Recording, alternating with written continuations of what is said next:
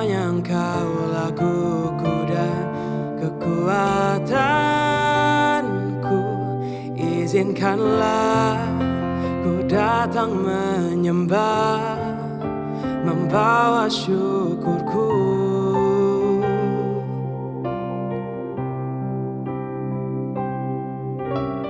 Hanya Kau tempatku berlindung, hanya Engkaulah guguku dan kekuatanku. Izinkanlah ku datang menyembah, membawa syukurku.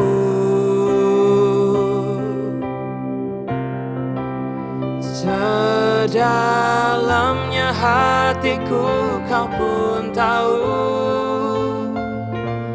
dan kasih-Mu tak jauh dalam jiwaku. Di dalam kesesakan, di dalam kemenangan, ku tahu Engkau selalu bersamaku. Hanya Engkau tempat kami berlindung, Tuhan. Hanya Kau tempatku berlindung, hanya Engkaulah guguku dan kekuatanku. Izinkanlah ku datang menyembah, membawa syukurku. Oh, sedalamnya hatiku Kau pun tahu, dan kasih-Mu tak jauh dalam jiwaku. Di dalam kesesakan, di dalam kemenangan, ku tahu Engkau selalu bersamaku. Sedalamnya hatiku Kau pun tahu, dan kasih-Mu tak jauh dalam jiwaku. Di dalam kesesakan, di dalam kemenangan, ku tahu Engkau selalu bersamaku. Sedalamnya hatiku Kau pun tahu, dan kasih-Mu tak jauh dalam jiwaku. Di dalam kesesakan, di dalam kemenangan, ku tahu Engkau selalu bersamaku.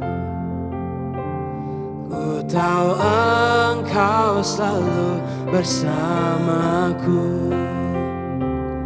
Ku tahu Engkau selalu bersamaku.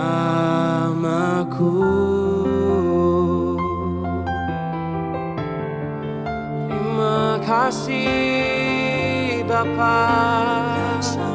Haleluya. Oh Tuhan. Haleluya. Terima kasih Bapa. Oh, terima kasih Bapa. Haleluya.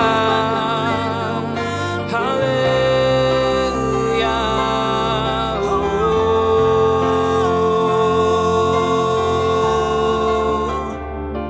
terima kasih Bapa. Haleluya. Oh.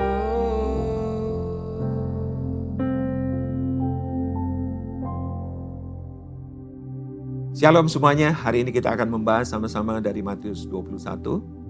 Matius 21 ayat 28 berkata, "Tetapi apakah pendapatmu tentang ini? Seorang mempunyai 2 anak laki-laki. Ia pergi kepada anak yang sulung dan berkata, 'Anakku, pergi dan bekerjalah hari ini dalam kebun anggur.' Dan anak itu menjawab, 'Baik Bapa,' tapi ia tidak pergi. Lalu orang itu pergi kepada anak yang kedua dan berkata demikian juga. Dan anak itu menjawab, aku tidak mau. Tetapi kemudian ia menyesal lalu pergi juga. Siapakah di antara kedua orang itu yang melakukan kehendak ayahnya? Dan jawab mereka, yang terakhir. Kata Yesus kepada mereka, aku berkata kepadamu, sesungguhnya pemungut-pemungut cukai dan perempuan-perempuan sundal akan mendahului kamu masuk ke dalam kerajaan Allah. Sebab Yohanes datang untuk menunjukkan jalan kebenaran kepadamu dan kamu tidak percaya kepadanya. Tetapi pemungut-pemungut cukai dan perempuan-perempuan sundal percaya kepadanya. Dan meskipun kamu melihatnya, tetapi kemudian kamu tidak menyesal dan kamu juga tidak percaya kepadanya.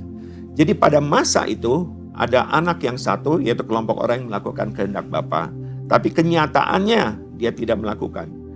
Ini adalah kelompok pemimpin agama yang pada masa itu mengatakan mau melakukan kehendak Allah, namun kenyataannya tidak melakukan.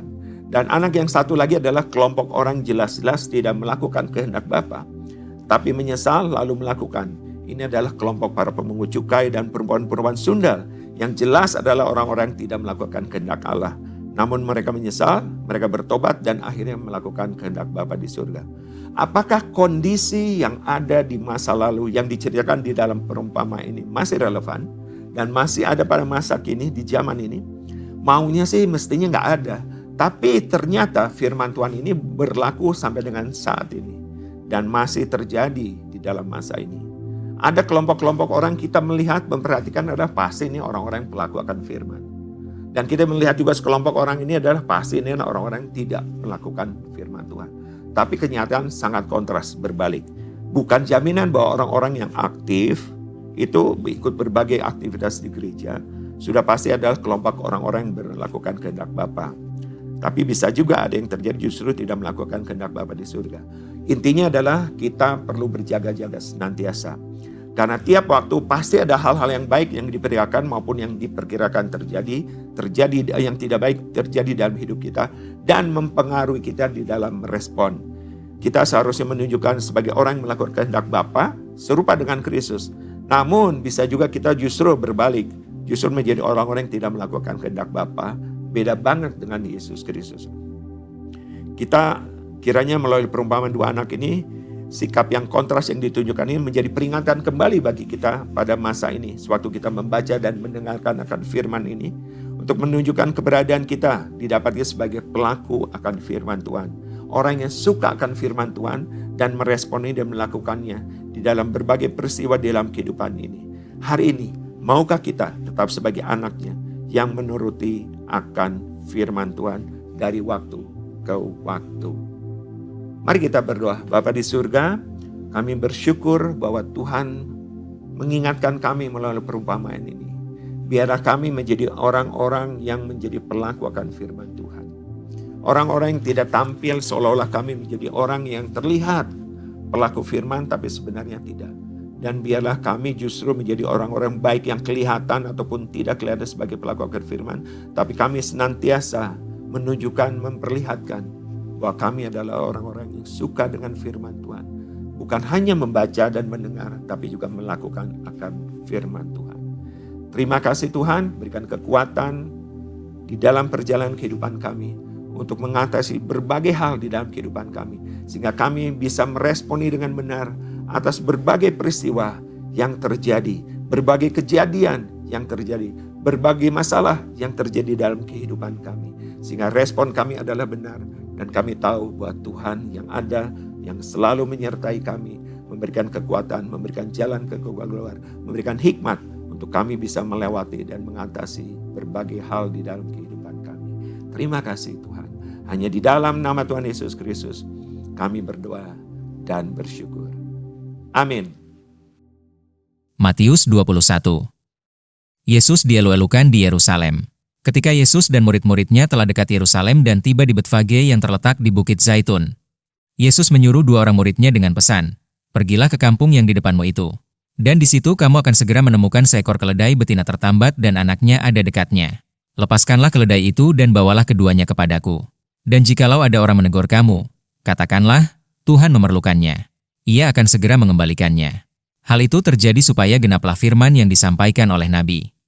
"Katakanlah kepada Putri Sion, lihat, Rajamu datang kepadamu, ia lemah lembut dan mengendarai seekor keledai. Seekor keledai beban yang mudah. Maka pergilah murid-murid itu dan berbuat seperti yang ditugaskan Yesus kepada mereka. Mereka membawa keledai betina itu bersama anaknya, lalu mengalasinya dengan pakaian mereka dan Yesus pun naik ke atasnya. Orang banyak yang sangat besar jumlahnya menghamparkan pakaiannya di jalan. Ada pula yang memotong ranting-ranting dari pohon-pohon dan menyebarkannya di jalan. Dan orang banyak yang berjalan di depan Yesus dan yang mengikutinya dari belakang berseru. Katanya, Hosana bagi anak Daud. Diberkatilah dia yang datang dalam nama Tuhan, Hosana di tempat yang maha tinggi. Dan ketika ia masuk ke Yerusalem, gemparlah seluruh kota itu dan orang berkata, "Siapakah orang ini?" Dan orang banyak itu menyahut, "Inilah Nabi Yesus dari Nazaret di Galilea." Yesus menyucikan bait Allah. Lalu Yesus masuk ke bait Allah dan mengusir semua orang yang berjual beli di halaman bait Allah. Ia membalikan meja-meja penukar uang dan bangku-bangku pedagang merpati dan berkata kepada mereka, "Ada tertulis, rumahku akan disebut rumah doa, tetapi kamu menjadikannya sarang penyamun."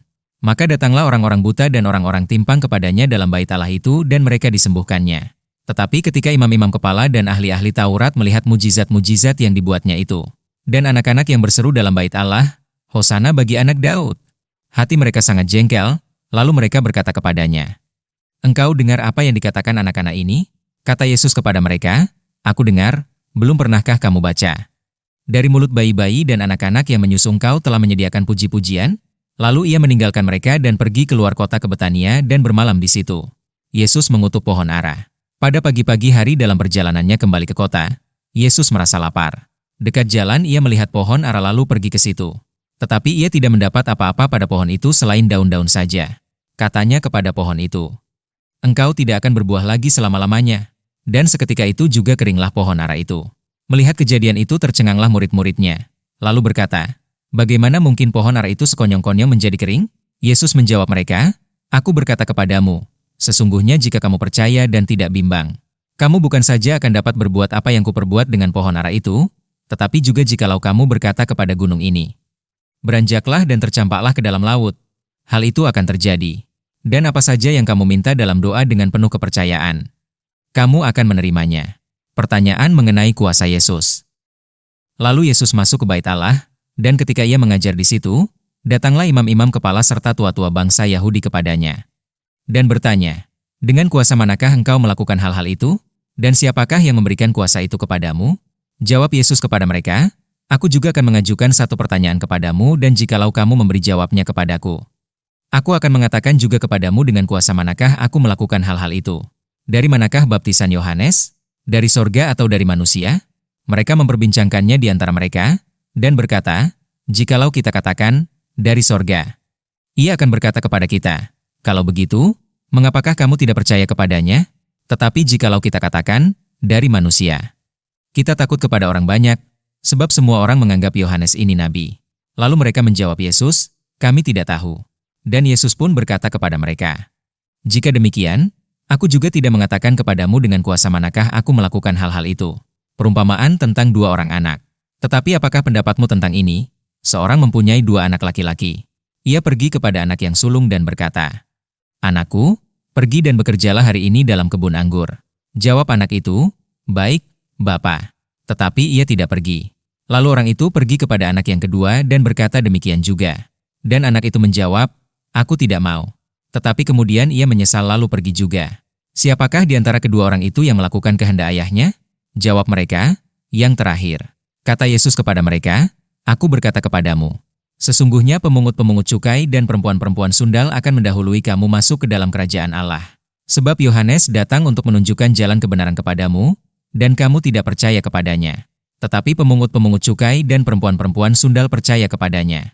Dan meskipun kamu melihatnya, tetapi kemudian kamu tidak menyesal dan kamu tidak juga percaya kepadanya." Perumpamaan tentang penggarap-penggarap kebun anggur. Dengarkanlah suatu perumpamaan yang lain. Adalah seorang tuan tanah membuka kebun anggur dan menanam pagar sekelilingnya. Ia menggali lubang tempat memeras anggur dan mendirikan menara jaga di dalam kebun itu. Kemudian ia menyewakan kebun itu kepada penggarap-penggarap lalu berangkat ke negeri lain. Ketika hampir tiba musim petik, ia menyuruh hamba-hambanya kepada penggarap-penggarap itu untuk menerima hasil yang menjadi bagiannya. Tetapi penggarap-penggarap itu menangkap hamba-hambanya itu. Mereka memukul yang seorang, membunuh yang lain dan melempari yang lain pula dengan batu. Kemudian tuan itu menyuruh pula hamba-hamba yang lain, lebih banyak daripada yang semula, Tetapi mereka pun diperlakukan sama seperti kawan-kawan mereka. Akhirnya ia menyuruh anaknya kepada mereka. Katanya, "Anakku akan mereka segani."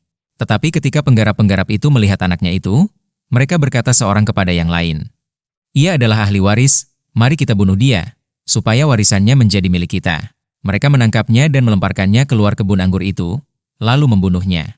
Maka apabila tuan kebun anggur itu datang, apakah yang akan dilakukannya dengan penggarap-penggarap itu?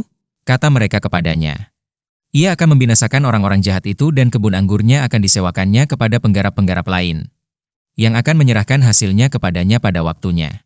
Kata Yesus kepada mereka, "Belum pernahkah kamu baca dalam kitab suci? Batu yang dibuang oleh tukang-tukang bangunan telah menjadi batu penjuru. Hal itu terjadi dari pihak Tuhan. Suatu perbuatan ajaib di mata kita. Sebab itu, aku berkata kepadamu, bahwa kerajaan Allah akan diambil daripadamu dan akan diberikan kepada suatu bangsa yang akan menghasilkan buah kerajaan itu. Dan barang siapa jatuh ke atas batu itu, ia akan hancur dan barang siapa ditimpa batu itu, ia akan remuk." Ketika imam-imam kepala dan orang-orang Farisi mendengar perumpamaan-perumpamaan Yesus, mereka mengerti bahwa merekalah yang dimaksudkannya. Dan mereka berusaha untuk menangkap dia, tetapi mereka takut kepada orang banyak. Karena orang banyak itu menganggap dia nabi.